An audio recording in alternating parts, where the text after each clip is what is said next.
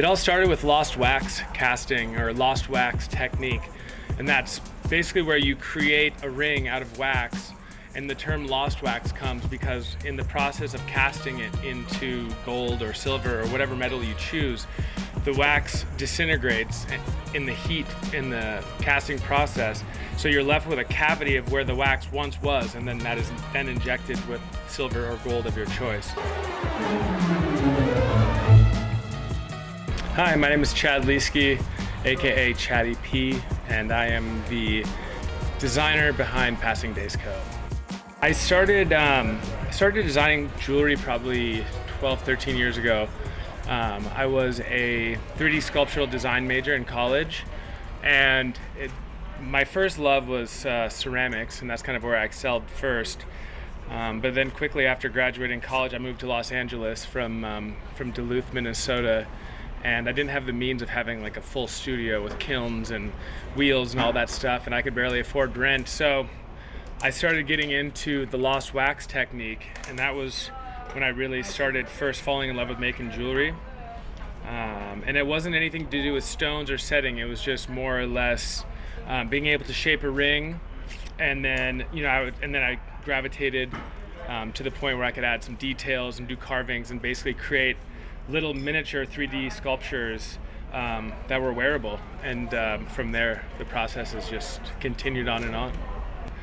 So every ring starts off, and in my early days, it was just more sculptural work. I was just creating a ring design that would fit my finger, that was cool, and I would add engravings and do different types of experiments as to how I could excel my work without having a torch and having all the stuff. I could just take wax, bring it to the foundry, and then they could turn it into a ring. So designs like this, where I created the signet aspect, but all of that is all hand engraved through wax, which is fun. And another example, stuff of this nature. And then as the work kind of progressed, things like this as an elegant design that is also in gold. And then finally, years later, all the way into some really high design detail work. But I've started using the lost wax technique in my stone setting as well, because every base, if a collector picks out a stone, or if I'm in the process of designing a ring, you pick out the stone, and fundamentally it starts as a chunk of wax like this, and then you work it down with files, and just like just old-fashioned. It's a very analog method, but you work down the wax and then ultimately create a base, or a shank as it's called, for each stone so that it fits perfectly on top, and then it's then casted into gold or silver. A friend of mine that actually I sat with for the very first time and made a ring at about 3 a.m. in Los Angeles, it was before I even moved there. And I saw him. His name is Nick Potash, and he was sitting in the middle of this crazy lair/studio that we all lived in illegally. But he was up working on some stuff, and I asked him what he was doing, and he said he was making rings. So that was the first time I ever made it. He gave me the very, very basics understanding while he was working. I didn't want to be annoying to him. But through that, it opened my eyes to what I could do, and what I could do just sitting at my own home without a studio at all.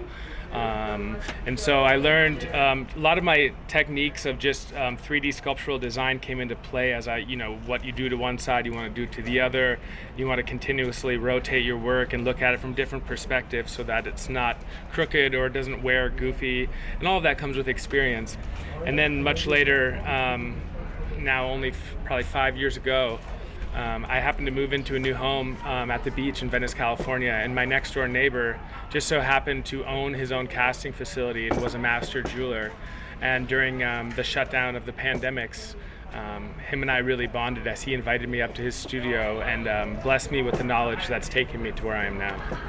He gave me this light, he gave me this bench, he gave me my Fordham and all of my tools to get me started. And the way that he and his jewelry mind worked was he was really good at casting, and he was a really good jeweler, but he didn't really have his own style necessarily, and I was the exact opposite. So it was a really good cohesive bond, because I was just a sponge trying to learn everything I could and how to make bezels and how to solder pieces together and how to eventually get to a place where I could create 14 karat gold rings that are all stamped, soldered in gold.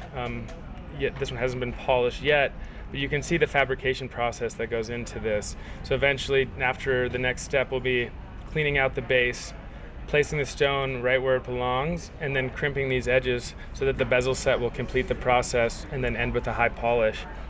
But I had a very distinct design aspect and kind of a stylized approach that I was going after with this style of jewelry.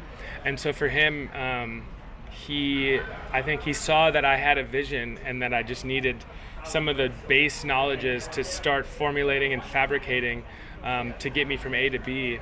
And then from there, it's just been a process over 5 years of one piece better than the next and trying new things and exploring all options that this craft can take. So you can find me, I live and work in Los Angeles. I set up home studio visits, so if you'd like to come visit my studio, you can email me at chad@passingdays.com, or you can visit my website, passingdays.com, as well, and you can find some more information there. I do various shows throughout the year that you'll be able to find on social media as well. My Instagram is @passingdaysco. Yeah, that's about it.